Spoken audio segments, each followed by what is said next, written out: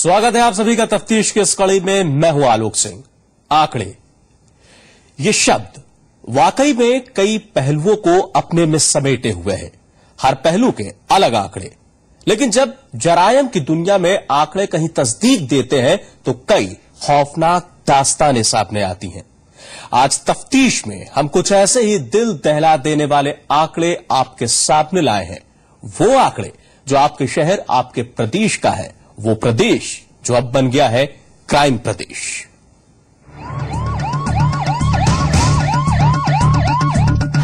डराने वाले आंकड़े,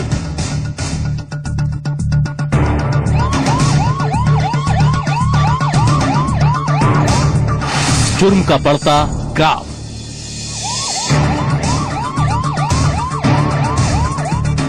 अपराधियों के आगे बेबस खाकी और सरकार।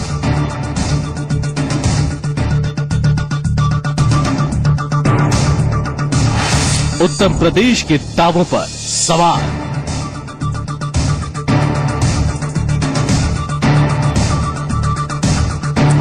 यूपी बना क्राइम प्रदेश।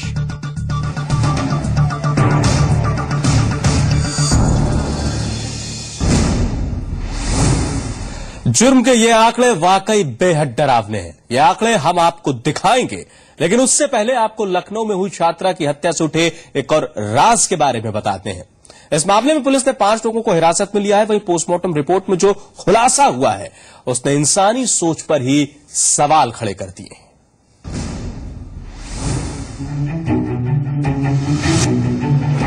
राजधानी लखनऊ में 1 फरवरी को जिस खौफनाक वारदात ने दस्तक दी थी, उसमें हुए खुलासे ने हैवानियत का पर्दाफाश किया है। लॉ छात्रा की पोस्टमार्टम रिपोर्ट में जो खुलासा हुआ है उसे सुनकर आपकी रूह कांप जाएगी। पोस्टमार्टम रिपोर्ट में सामने आया है कि छात्रा की बड़ी बेरहमी से हत्या की गई थी, फिर उसे किसी धारदार मशीन से काटा गया। हत्या के 1-1.5 घंटे में ही शव को ठिकाने लगा दिया गया। रिपोर्ट में इस बात का भी शक है कि जिस तरह से लॉ छात्रा के अंग काटे गए, उससे साफ है कि इसमें किसी मशीन का इस्तेमाल किया गया। उसकी जान निकलने से पहले उसका बायां हाथ काटा जा चुका था। गर्दन बाएं हाथ के काटे जाने तक शार्प कटिंग का ना होना इस ओर इशारा करता है। वहीं शरीर के बाकी अंग मौत के बाद काटे गए, क्योंकि इन अंगों के कट बेहद शार्प हैं। अनुमान है कि गौरी की हत्या रविवार शाम 7 बजे से 8 के बीच में हुई थी। पुलिस जांच में इस बात का खुलासा हुआ है कि छात्रा की फेसबुक पर 25 दोस्तों से बातचीत होती थी। इनमें से 4 को लड़की ने फ्रेंड लिस्ट से हटाया था। इन्हीं 4 पर पुलिस को शक है। आशंका इस बात की भी जताई जा रही है कि लव अफेयर के चलते आरोपियों ने इस हैवानियत की वारदात को अंजाम दिया। पुलिस को गुमराह करने के लिए शव को 2 टुकड़ों में अलग अलग जगह फेंका। लॉ छात्रा के शव की शिनाख्त होने के साथ ही कई टुकड़ों में बटे शव और हत्या का रहस्य और उलझ गया। कई सवाल उठे कि आखिर छात्रा की हत्या किसने की, छात्रा को क्यों मारा गया, और वो भी इतनी बेरहमी से। कितना जघन्य ये अपराध है। पुलिस के पास अब तक इन सवालों का कोई जवाब नहीं है। लखनऊ से विवेक तिवारी के साथ ब्यूरो रिपोर्ट, जी मीडिया।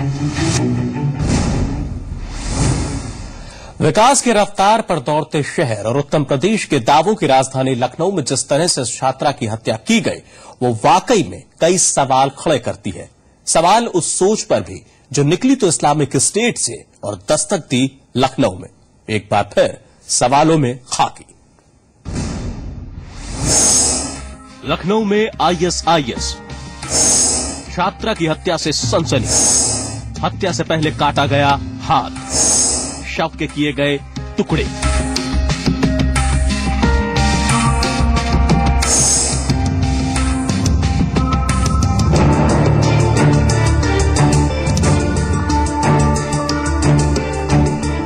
जिस तरह से लखनऊ में कत्ल के इस वारदात को अंजाम दिया गया, वो वाकई उस सोच की तस्दीक करती है जो इस्लामिक स्टेट से निकली है।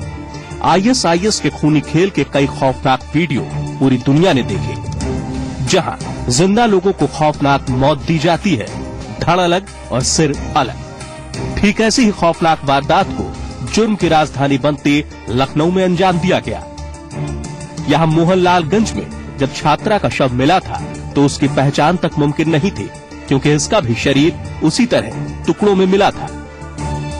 ये सोच ISIS की सोच से भी ज्यादा खतरनाक है, क्योंकि पोस्टमार्टम रिपोर्ट में खुलासा हुआ कि छात्रा जब जिंदा थी उस वक्त एक मशीन से उसका बायां हाथ काटा गया। वो चीखती रही और वो उसे काटता रहा। वाकई ये सोच सिर्फ दिल को दहला देने के लिए काफी है, लेकिन जब ये सोच हकीकत की चौखट पर परवान चढ़ी तो सवालों के घेरे में एक बार फिर जुर्म की राजधानी बनता लखनऊ ही सामने आया।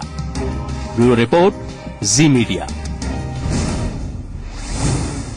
तो इसके बाद कई सवाल भी खड़े होते हैं। मसलन राजधानी है लखनऊ और लखनऊ के साथ ऐसा सलूक क्यों? जी संगम के सवालों का सरकार को जवाब देना होगा। तहजीब के शहर लखनऊ में ये क्या हो रहा है? एक लड़की को कुछ शैतानों ने जिंदा काट दिया, उसके टुकड़े कर दिए। ISIS से भी खतरनाक हो गए हैं लखनऊ के वो शैतान। उत्तर प्रदेश की राजधानी है लखनऊ, इराक, सीरिया या फिर अफगानिस्तान नहीं। जब राजधानी का यह हाल है तो पूरे प्रदेश में क्या हो रहा होगा?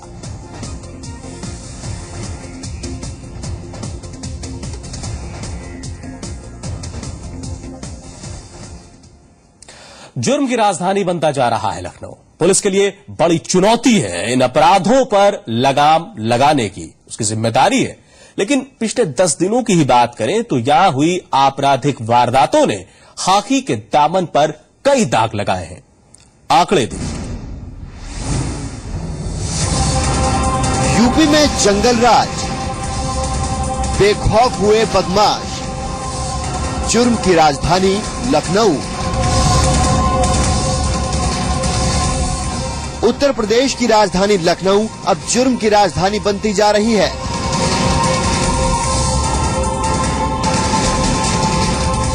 एक के बाद एक होती आपराधिक वारदातों ने न सिर्फ कानून व्यवस्था पर सवाल उठाए हैं, बल्कि अपराधियों के बुलंद हौसलों के चलते यहां अब आम लोग डर के साए में जीने को मजबूर हैं। यूपी में फैले इस जंगल राज की कई खौफनाक तस्वीरें लगातार सामने आ रही हैं, लेकिन सिर्फ बीते एक हफ्ते की बात की जाए तो राजधानी लखनऊ में जुर्म का ग्राफ लगातार बढ़ता ही दिखा। हाल ही में पारा इलाके में महिला की लूट के बाद हत्या हुई थी। आशियाना में महिला सराफा कारोबारी की गोली मारकर हत्या की गई थी। बंथरा में लड़की की हत्या कर शव को रेलवे लाइन पर फेंका गया था। लखनऊ के सबसे VIP इलाके हजरतगंज में मजदूर की हत्या की गई। गुडम्बा में महिला को जिंदा जलाया गया। PGI में वकील की बम फेंक कर हत्या कर दी गई। कृष्णानगर में प्रॉपर्टी डीलर पर जानलेवा हमला हुआ। हसनगंज में छात्र की हत्या कर दी गई और मोहनलालगंज में युवक की गोली मारकर हत्या कर दी गई। यह लोग अब खुद को महफूज क्यों नहीं समझते? आखिर क्या वजह है कि जो यूपी में कानून व्यवस्था लाचार होती जा रही है और अपराधी जुर्म की वारदातों को लगातार अंजाम देते जा रहे हैं? नीरज मिश्रा, लखनऊ, जी मीडिया। अब आपको यूपी के कुछ और जिलों में घटे जुर्म के आंकड़े दिखाते हैं जो ये साबित कर देंगे कि यहां किस कदर अपराधी बेलगाम हो गए हैं। इन जिलों से सामने आए इन डरावने आंकड़ों ने साबित कर दिया है कि कानून का खौफ अपराधियों में नहीं और इनके आगे बेबस है खाकी और सरकार। क्या उत्तर प्रदेश क्राइम प्रदेश बन गया है?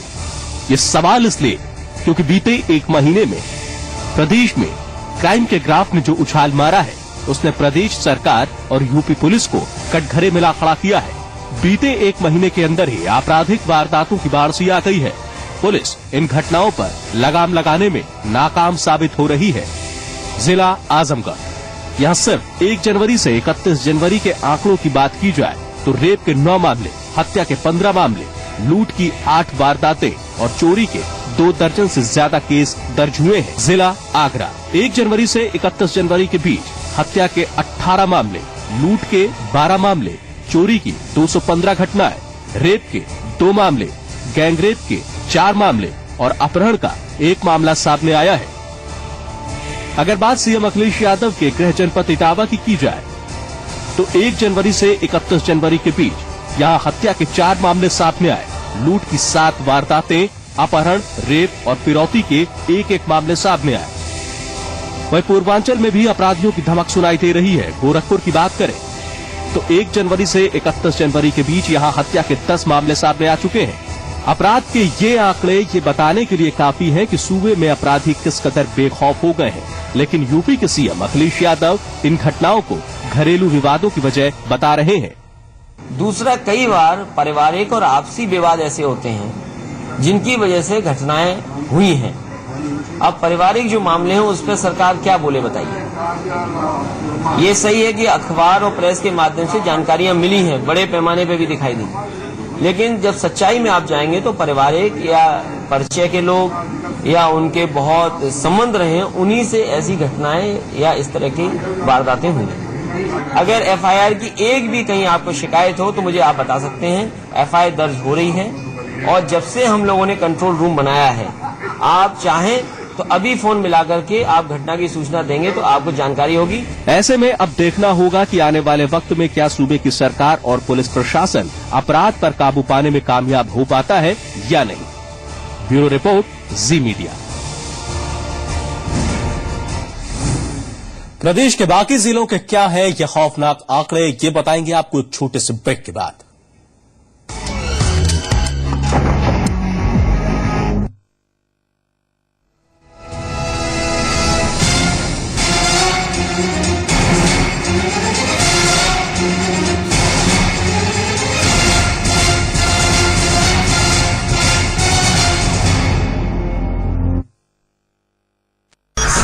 बीते साल 2014 में जब बात हुई सबसे बड़ी खबरों की,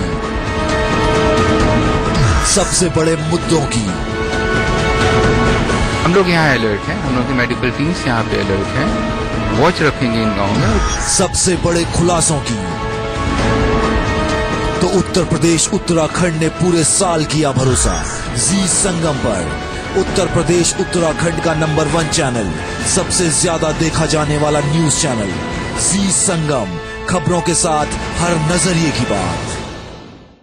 चुन चुन के देख बांट के कूट कूट के निखरे दो मिर्ची हम अपनाए जैसे रेस्का की खलाल, सही तीखा सही लाल की खलाल। ज्यादा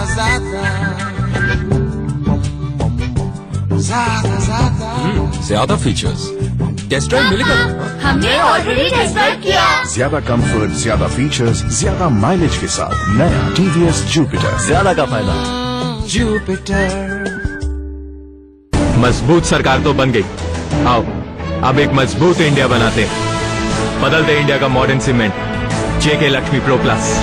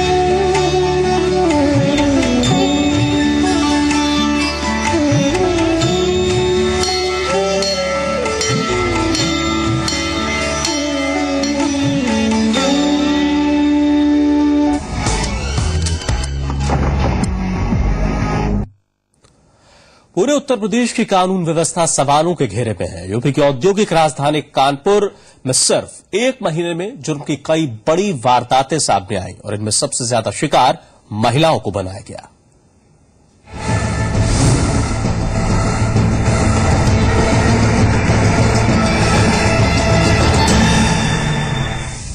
उत्तर प्रदेश की औद्योगिक राजधानी कानपुर में जुर्म की कई बड़ी वारदातों को अंजाम दिया गया है। यहां सिर्फ जनवरी से लेकर अब तक महिलाओं के साथ सबसे ज्यादा हुए जुर्म की वारदातें सामने आई हैं। अगर हम आंकड़ों पर गौर करें तो 1 जनवरी 2015 से अब तक हत्या के 12 मामले, रेप के 6 मामले, लूट के 11 मामले, राहजनी के 18 मामले, अपहरण के 19 मामले और चोरी की 115 घटनाएं सामने आ चुकी हैं। वहीं सिर्फ महिलाओं के खिलाफ यहां हुए अपराधों की बात की जाए तो 12 जनवरी 2015 से अब तक 12 जनवरी को रेल बाजार थाना क्षेत्र में महिला का शव थाने में मिला। 12 जनवरी को ही कोतवाली थाने से 200 मीटर की दूरी पर एक लावारिस बक्से में युवती का शव मिला। 22 जनवरी को चकेरी थाना क्षेत्र में महिला का अधजला शव मिला। 25 जनवरी को बिल्हौर में युवती की लाश मिली, हत्या गोली मारकर की गई थी। 28 जनवरी को गोविंदपुरी रेलवे स्टेशन पर महिला का शव मिला।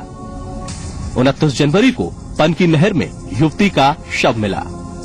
3 फरवरी को गोविंद नगर थाना क्षेत्र में एक नहर में युवती का शव निर्वस्त्र हालत में मिला। परंतु हम लोग देखिए, संसाधन हम लोग के पास बहुत अथाह नहीं है, परंतु प्रयास पूरा किया जा रहा है कि जिस सीमित संसाधन में हम लोग अपने सुरक्षा जितना मुहैया करा सके वो कराए। और महिलाओं की अपराध संबंध में अपराध की जो बात है, हम लोग सभी लोग इसमें संवेदनशील है। बात सही है कि कुछ अज्ञात लाशें इस समय बरामद हुई है जिसका अभी तक शिनाख्त नहीं हो पाया है, परंतु पूरे प्रयास इस डायरेक्शन में किया जा रहा है। केवल कानपुर नगर में ही नहीं बल्कि कानपुर रेंज, जिसमें कन्नौज, इटावा जैसे वीवीआईपी इलाकों के साथ 6 जनपद आते हैं, यहां सिर्फ इसी साल जनवरी से अब तक पंजीकृत अपराधों की संख्या 1285 है। सूबे की सरकार भले ही महिला सुरक्षा को लेकर बड़े बड़े दावे करती हो, लेकिन उसके ठीक उलट कानपुर में महिला सुरक्षा भगवानी भरोसे है, क्योंकि पिछले 20 दिनों में 7 से ज्यादा अज्ञात महिलाओं की लाशें मिलने से कहीं न कहीं महिला सुरक्षा पर सवाल खड़े हो गए हैं। इसके साथ ही अगर अपराध के अन्य आंकड़ों की बात करें तो बीते 1 माह में 12 से ज्यादा हत्याएं, 7 बलात्कार और 20 से ज्यादा लूट की घटनाओं ने पुलिस की कानून व्यवस्था की पोल खोलकर रख दी।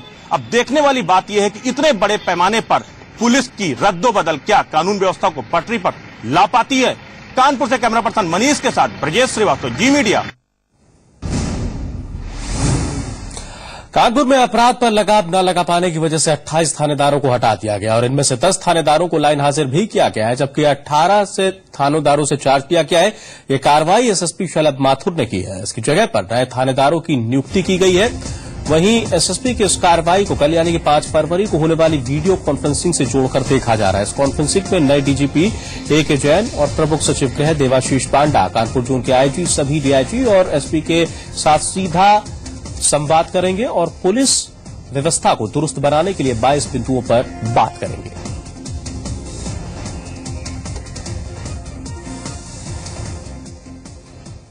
शहर के 44 में से 28 थानेदार बदले जाना एक बड़ी कार्रवाई हो सकती है। ये सवाल ये उठता है, जब तक क्राइम कंट्रोल के लिए एक पुख्ता स्ट्रेटजी नहीं होगी तो क्या केवल थानेदारों के चेहरे बदले जाने से कोई फर्क पड़ेगा? राजेश एन अग्रवाल, जी मीडिया, कानपुर। बात अगर गाजियाबाद की करें तो बीते 1 महीने में अपराध के ताबड़तोड़ घटनाएं सामने आई हैं। 1 महीने के अंदर रेप की 20 मामले सामने आए हैं। यहां हत्या के 15 मामले सामने आए हैं। इसके साथ ही चोरी की 100 से ज्यादा मामले सामने आए हैं और लूट की 20 से ज्यादा घटनाएं घटी हैं। ये आंकड़े गाजियाबाद पुलिस की नाकामी को बताने के लिए काफी है। देखिए, ऑर्गेनाइज्ड जहां तक गैंग की बात है, यहां पर गाजियाबाद में फिलहाल में कोई ऑर्गेनाइज्ड गैंग नहीं है, लेकिन जितने भी मामले इस तरह के आए हैं उसमें कोई न कोई हत्या कराने वाला जरूर रहता है और उससे लिंक मिल जाता है। और जितने भी इस तरह केसेज रहे हैं वो 100% सही खोले गए हैं और उनके विरुद्ध सख्त से सख्त कार्रवाई की गई है। और जितने भी इस तरह के केसेज आए हैं उसमें ये देखा गया है कि कहीं न कहीं किसी पार्टी का इन्वॉल्वमेंट रहता है और उसमें अगर सिर्फ उस पार्टी को जेल भेज के इतिश्री कर दी जाती है कि जो भी दूसरी पार्टी है, तो फिर इस तरह के अपराध रोकने में दिक्कत आती है। सटे गाजियाबाद में अपराध रोकने के लिए यहाँ के एसएसपी ने कई तरीके के अभियान चलाए। उन अभियानों का असर ये हुआ कि हजारों अपराधी पकड़े गए और जो रोजाना यहाँ पर लूट और डकैती की वारदातें होती थी उनमें कमी आई। लेकिन पिछले 2 महीनों के अगर आंकड़ों पर नजर डाली जाए तो यहाँ पर कॉन्ट्रैक्ट किलिंग और रेप की घटनाओं में बहुत ज्यादा इजाफा हुआ है, जिससे यहाँ के जो लोग हैं वो पूरी तरह से घबराए हुए हैं। सवाल ये है कि जब यहाँ की पुलिस लूट और डकैती में शामिल बदमाशों को पकड़ सकती है तो यहाँ की पुलिस से कॉन्ट्रैक्ट किलर अब तक दूर क्यों हैं? गाजियाबाद से कैमरामैन सोमेन के साथ अनुराग चड्ढा, जी मीडिया। उत्तर प्रदेश में बिगड़ती कानून व्यवस्था कहीं महीने महीने में बदलते मुखिया का साइड इफेक्ट तो नहीं, क्योंकि जब तक पुलिस के मुखिया को कुर्सी संभालने के लिए पर्याप्त वक्त नहीं दिया जाएगा तब तक कानून व्यवस्था में सुधार के कदम कैसे उठाए जाएंगे। जब तक कि नए डीजीपी कामकाज को समझते हैं तब तक उनके जाने का वक्त हो जाता है और नए डीजीपी आने के बाद सुधारों की नई फेहरिस्त तैयार हो जाती है। यूपी में बदलते डीजीपी, नई कमान, नए वादे, कम वक्त में कैसे कसेगी लगाम। उत्तर प्रदेश की कानून व्यवस्था का जिम्मा संभाल रही यूपी पुलिस की बात की जाए तो यहां का मुखिया ही जब तक कुर्सी संभालता है तब तक उसके रिटायरमेंट का वक्त आ जाता है और फिर नया मुखिया कमान हाथों में लेकर नए वादों के साथ आता है, लेकिन फिर वो भी रिटायर हो जाता है। सवाल ये कि आखिर क्यों इतने कम वक्त के लिए इस महत्वपूर्ण पद की जिम्मेदारी दी जाती है जबकि हालात बेहद खराब है। सुप्रीम कोर्ट ने साफ तौर पर गाइडलाइन जारी की है, जिसके मुताबिक हर राज्य में पुलिस के मुखिया को कायदे और नियमों को ध्यान में रखते हुए नियुक्त करना चाहिए ताकि उन्हें पद पर बने रहने और कानून व्यवस्था में सुधार लाने के लिए पर्याप्त समय मिल सके। लेकिन यूपी की हकीकत इससे जुदा है। उत्तर प्रदेश के नए डीजीपी अरविंद कुमार जैन 1989 बैच के आईपीएस अधिकारी हैं। अरविंद कुमार जैन का कार्यकाल भी काफी छोटा होगा। अरविंद कुमार जैन 2 महीने में ही 31 मार्च 2015 को रिटायर हो जाएंगे। इससे पहले 1 महीने तक डीजीपी की कुर्सी पर बैठे अरुण कुमार गुप्ता का कार्यकाल 1 जनवरी 2015 से 31 जनवरी 2015 तक रहा। इससे पहले करीब 9 महीनों के लिए इस कुर्सी पर बैठे एएल बनर्जी का कार्यकाल मार्च 2014 से दिसंबर 2014 तक रहा, जबकि इससे पहले रिजवान अहमद का कार्यकाल 2 जनवरी 2014 से 28 फरवरी 2014 तक रहा। सूबे में कानून व्यवस्था के सूरत हाल पर गौर करें तो ये कहना गलत नहीं होगा कि महीने महीने बीजेपी का ही साइड इफेक्ट है कि प्रदेश में कानून व्यवस्था लगातार सवालों के घेरे में है। प्रीफरेंस, ये मतलब मैं किसको पसंद करता हूं, किसको नापसंद करता हूं, इसके आधार पे पॉलिटिकल एग्जीक्यूटिव को चुनाव नहीं करना चाहिए। इसीलिए उन्होंने मापदंड ले डाउन किए थे। और जो आप कह रहे हैं कि जूनियर व्यक्ति भी प्रयास करने लगते हैं, वो इसीलिए कि उन्हें लगता है कि अगर पॉलिटिकल एग्जीक्यूटिव की पसंद में किसी भी तरह से हो जाऊंगी इन प्रकारेण, तो मुझे ये पद को पाने की स्वाभाविक कामना हर पुलिस अधिकारी में होती है। वहीं सवाल सत्ता में आई राजनीतिक पार्टी से भी है कि आखिर कब तक हमारे राजनेता अपने पसंद नापसंद की वजह से प्रदेश की कानून व्यवस्था को नजरअंदाज करते रहेंगे। ब्यूरो रिपोर्ट, जी मीडिया।